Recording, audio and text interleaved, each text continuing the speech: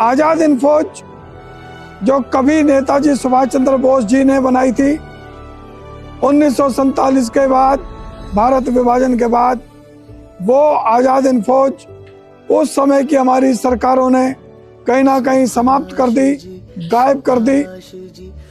कुछ वर्ष पहले हम लोगों ने आजाद हिंद फौज का पुनर्गठन किया। वर्तमान की ये जो आजाद हिंद फौज है, भारत सरकार से निवेदन करती है, क्योंकि हम किसी भी सरकार के विरोधी नहीं है। जिस भी सरकार को जनता ने चुना है, देश ने चुना है, हम ऐसी किसी सरकार के विरोधी नहीं है।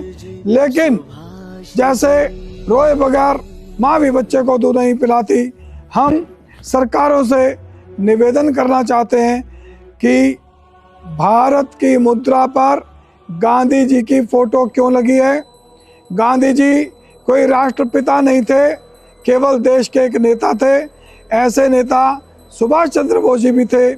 और आधा भारत गांधी जी का सम्मान करता है और आधा भारत हम जैसे लोग गांधी जी का सम्मान नहीं करते हैं।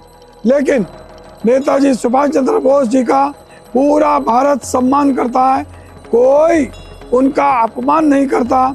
ऐसे नेताजी सुभाष चंद्र बोस जी की फोटो भारत की मुद्रा पर होनी चाहिए।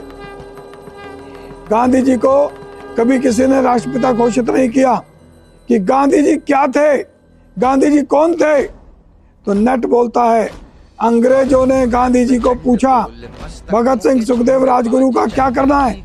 नेट बोलता है कि गांधी जी ने कहा ये तीनों देशद्रोही गद्दार हत्यारे हैं, इनको फांसी पर चढ़ा देना चाहिए।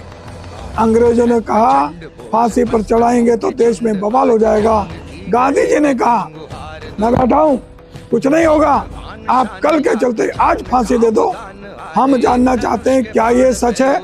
हमें नहीं पता, हम उस समय में थे नहीं। लोगों ने क्या बताया क्या नहीं बताया हमें नहीं पता, नेट ऐसा बोलता है। इसलिए हम जानना चाहते हैं कि सच क्या है। इसी प्रकार से गांधी जी को किसने मारा ये तो सबको पता है। लाल बहादुर शास्त्री जी को किसने मारा, श्यामा प्रसाद मुखर्जी जी को किसने मारा, दीनदयाल उपाध्याय जी को किसने मारा, ये किसी को नहीं पता। क्यों? क्योंकि जब इनकी हत्या हुई इनकी फाइलें नहीं बनी, कोई केस नहीं चला, किसी को दोषी करार नहीं दिया गया। हम भारत सरकार से प्रार्थना करते हैं इनके हत्यारों को भी ढूंढा जाए, इनकी हत्या की साजिश करने वालों को ढूंढा जाए, उनको दोषी करार दिया जाए।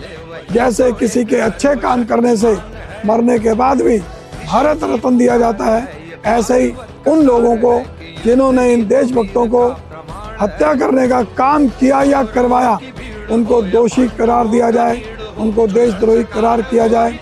आज भारत में संविधान का मजाक उड़ गया है, संविधान ने भारत को बर्बाद कर दिया है। हम आजाद हिंद फौज के लोग संविधान की समीक्षा करेंगे, संविधान में जो जो गलत है उसकी समीक्षा करेंगे, भारत सरकार से प्रार्थना करेंगे। आज कैसा अन्याय, जहाँ कोई 90% है वो भी अल्पसंख्यक, 80% है वो भी अल्पसंख्यक, और जहाँ बेचारे 2, 4, 5%, 10% हिंदू समाज है वो अल्पसंख्यक नहीं, ये धोखा है, बेईमानी है। ऐसे ही धर्मनिरपेक्ष, भारत धर्मनिरपेक्ष नहीं है, भारत धर्म सापेक्ष है, धर्म को मानने वाला है। अनेक प्रकार की ऐसी बातें हैं जिनको हम सरकार से पूछना चाहते हैं, जानना चाहते हैं कि हमारा भारत विश्वगुरु था, विश्वगुरु है, विश्वगुरु रहेगा। इसमें समाज क्या सहयोग कर सकता है? सरकारें अपने हिसाब से काम कर रही हैं, लेकिन हम समस्त हिंदू समाज से निवेदन करते हैं, इस देश में, भारत में जब कभी हिंदू मजबूत हुआ तब भारत विश्वगुरु बना, तब भारत सोने की चिड़िया बना, तब भारत में दूध दही की नदियां बही।